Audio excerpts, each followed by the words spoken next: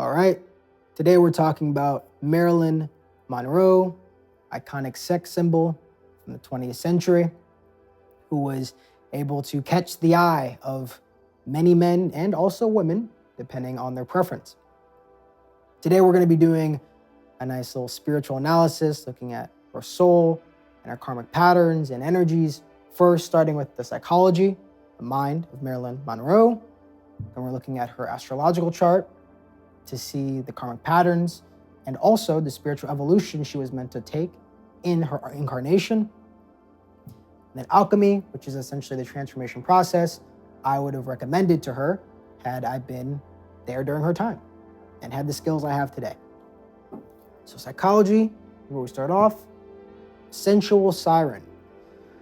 If you're not aware of what a siren is, it's a Greek mythological figure that was best known for leading sailors to their death through their beautiful songs. So they would sing a beautiful sensual song, sailors would follow it into very dangerous waters, into like rocks or something, and they would sink.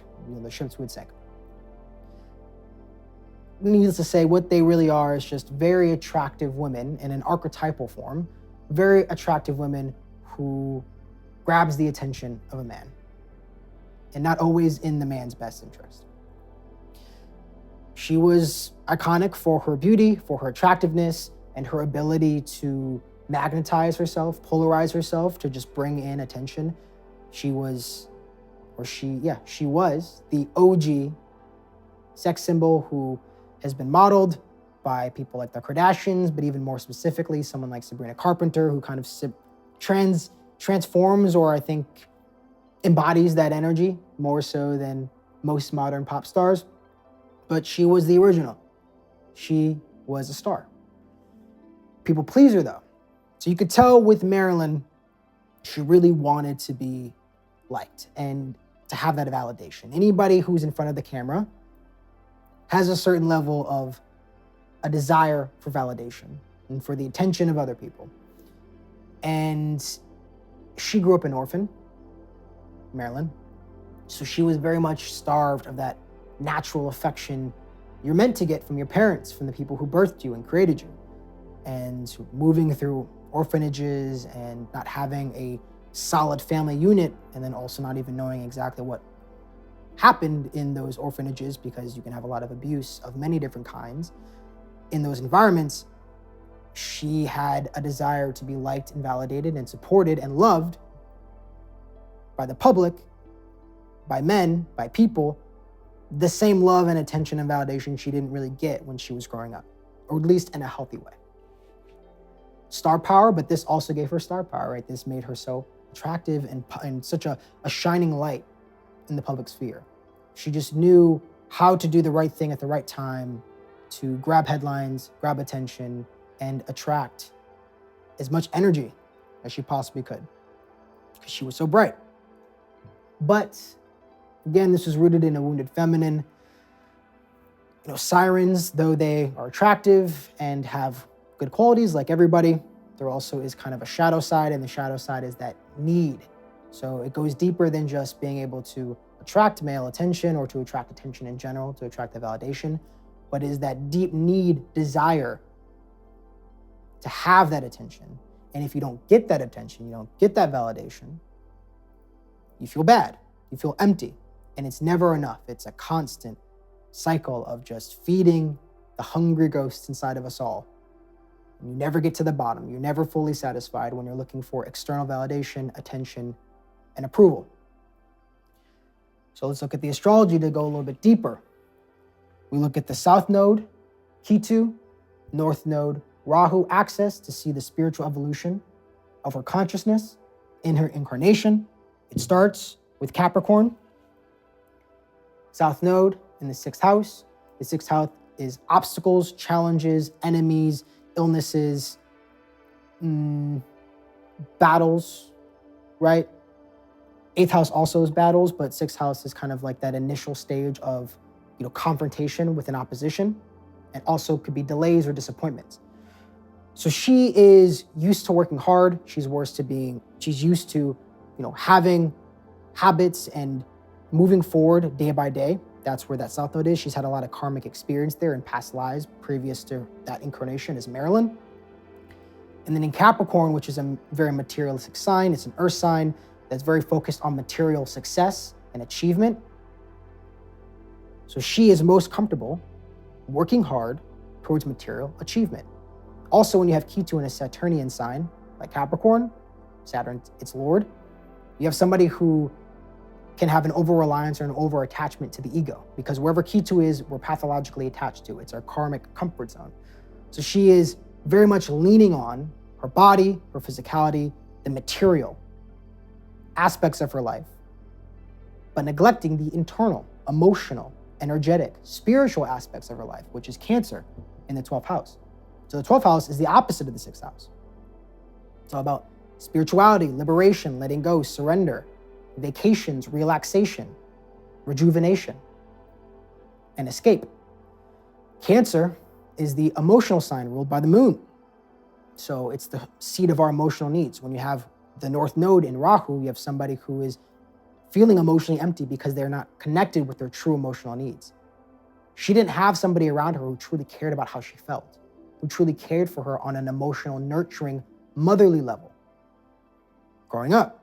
And so because of that, she was unable to do that same thing for herself, because she was not able to have her own emotional needs cared for as a baby, as a child.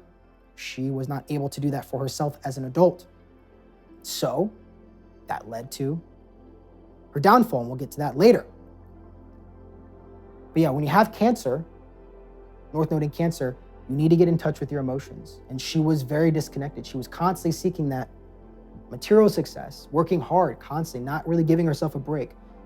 Probably very self-conscious, thinking about how she looks and how she's being perceived externally, but continuously keeping her outward focus, probably very extroverted in her existence, a very extroverted being, very much lost in the material Maya of three-dimensional space, and completely neglecting the internal, spiritual, energetic world that is inside.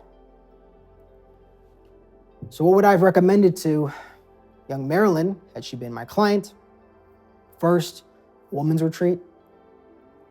12th house rules vacations. It also rules hotels and retreats and relaxation, like I said before. And she has that wounded feminine because she's using her sexuality and sensuality to essentially objectify herself for the male gaze. So it would be very powerful for her to have gone. I don't know how many there were back in her time, but at least if she was here today, I recommend going to a woman's retreat, woman's healing retreat, to have that sense of community and feeling loved by feminine beings and not needing so much male attention, male gaze, male validation, which never gives you what you want. Same goes for men and female validation, even though we in the back of our mind think it's going to give us what we want, but it never does. Meditation, so connecting with her inner world through meditation, introspection, even like journaling practices would be powerful for her. Getting in touch of what she really needs emotionally and taking a break from hyper-focusing on the material external world. Healing her parents. So, even though she didn't have a connection with her biological parents, that doesn't mean that they didn't affect her. And also a parent's absence can be just as powerful, if not more powerful, than their presence. So her inner parents are in there. It's just she's completely disconnected from them. And those are the parts of herself that can nurture her inner child, help her get in touch with her emotional needs, and cultivate a more, let's say, hospitable, comfortable, and enjoyable inner environment. Because her inner environment, because you have that Rahu Cancer, because she was an orphan, was so painful. She was constantly running to the external, because going inside, taking a break, meant she had to feel her feelings and actually had to get in touch with herself. And that was painful because of her past. Finally, spiritual practices. So she really wanted to achieve a liberation. And how did she do that? She used sleeping pills. Because she didn't go towards her Rahu in a healthy way, she went towards her Rahu, North Node, in an unhealthy, unconscious way. We all do this. We can live our life unconsciously and allow life to, take us the way it wants to take us, usually very painfully and a lot of suffering until we wake up. Or we can do it consciously to learn the lessons and to integrate the things we need to integrate so we stop making the same mistakes and progress as spiritual beings on this planet. And so for her, she chose sleeping pills to achieve liberation, which led to her demise. And now she's probably gonna have to come back again, maybe not Earth, who knows, but do it all over again to learn the lessons she didn't learn in the past incarnation. So instead of doing sleeping pills, you do things like Kriya yoga or spiritual practices, yoga, to achieve that liberation, truly liberating, true liberation, true sadhana, right? And that spiritual bliss. Anyway, hopefully you guys enjoyed. Thank you for your time. Would love to hear your thoughts, comments down below about your opinions on my analysis and perhaps your own analysis if you have one to provide. Cheers.